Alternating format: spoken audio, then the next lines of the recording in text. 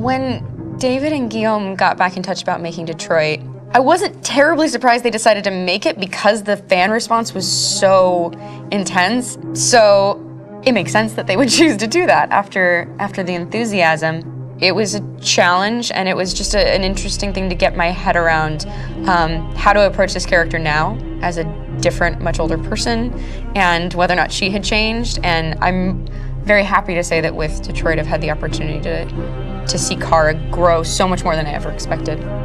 You do the housework, the washing, you cook the meals, and you take care of... God damn it, where the fuck's the rat gone now? Alice!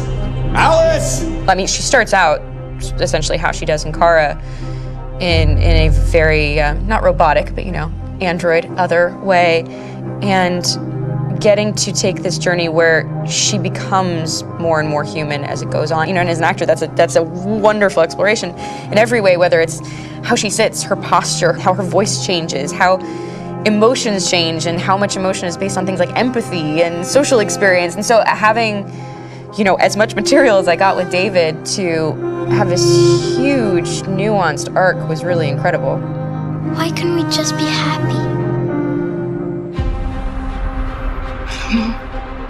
This experience has been quite different than the experiences I've had shooting film or TV or doing theater work. I have 83 dots on my face and a really, really flattering black wetsuit type thing.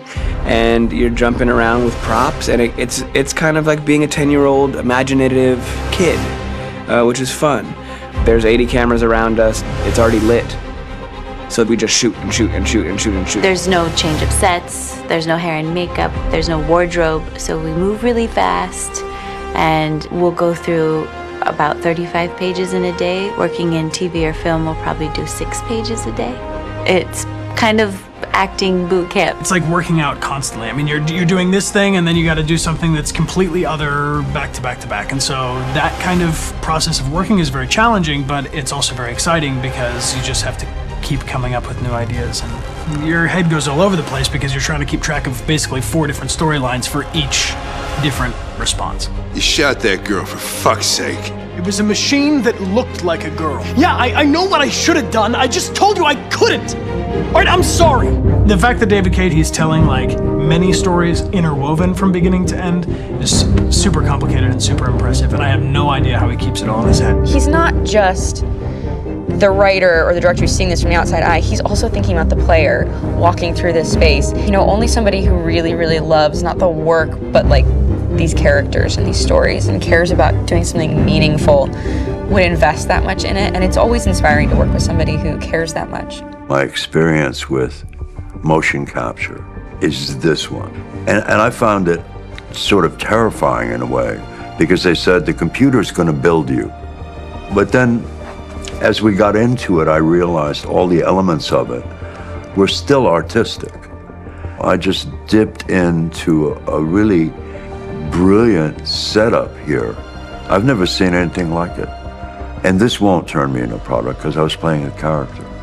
So it's wonderful. In the game, Detroit comes back because of a revolutionary industrial rebirth. And there's no reason why that can't happen in Detroit, because they have such tremendous infrastructure for millions and millions of people who can very easily support, a new industry. The city is really strong and resilient, but the city has also been through so much. You see the damage. But it takes that time of kind of rebuilding and reinvesting into the city that I think is happening slowly but surely. The potential of Detroit as a city is something that this game does a lot of justice to, because it would be easy to look at Detroit as some place that used to be, and that's not the case. This game provokes a lot of conversation and reflection on our potential near-future engagement with machines. That's what we are to them. Just merchandise on display in a shop window.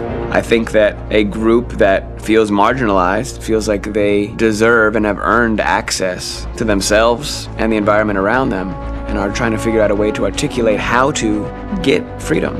What was I designed to be? Their slave? Their toy? It plays with your comfort levels. You think that this is fine, you're comfortable with it, until something blurs the line and throws you off, and now Do I feel differently about whether this should be allowed? Should it be banned? Should it be encouraged? You're gonna ruin our lives, and for what? For a bunch of machines? They are not machines! They are alive! I'm alive! You're alive! They're nothing! There are lots of comparable comparisons to any type of persecution of religion, race, etc., dating way back. It can't just be a video game where you shoot 'em up or where people make these choices to do whatever. I think that's the whole point. You have the choice, and you can either choose to go in one direction with your character or another. And I think that's going to be very telling about the gamer. Very telling. I think there's going to be a really strong reaction to this game, which has such a strong perspective. I'm that much more proud of it now to get to be a part of it because it's important. In this game, you're actively building and designing the character through not just what kind of shield does he have or what color hair does she have, but like their temperament and the way they deal with problems. The different endings to this game are so radically different based off maybe seemingly insignificant choices in the moment, but like life, they all add up. And can't play life again, though.